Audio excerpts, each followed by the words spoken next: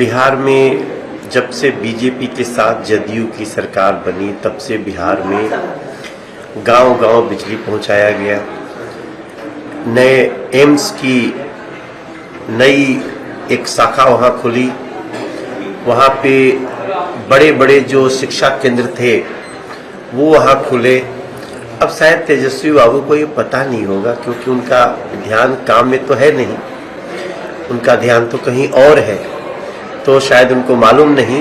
अब उसको कैसे बिहार को हम लोग और आगे बढ़ा सकते हैं केंद्र के द्वारा, क्योंकि स्टेट तो लूट मार अपराध में और उनके समर्थक बने हुए हैं।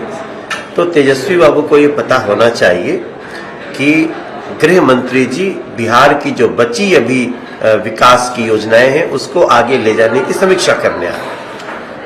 PFI पे एक्शन हुआ, कम से कम 100 से ज़्यादा लोगों को देश भर से अरेस्ट किया है। इस एक्शन को किस तरह से देखते हो? मैं इसका बहुत स्वागत करता हूं और बहुत धन्यवाद देता हूं मोदी सरकार को, माननीय गृह मंत्री जी को, गृह मंत्रालय को, क्योंकि सबके ध्यान में रहे PIF बहुत ही ऑर्गेनाइज्ड ढंग से अपराध में लिप्त होकर के देश की हमारी अंदरूनी शांति व्यवस्था है उसको छिन्न भिन्न करने की लगातार कोशिश कर रही है।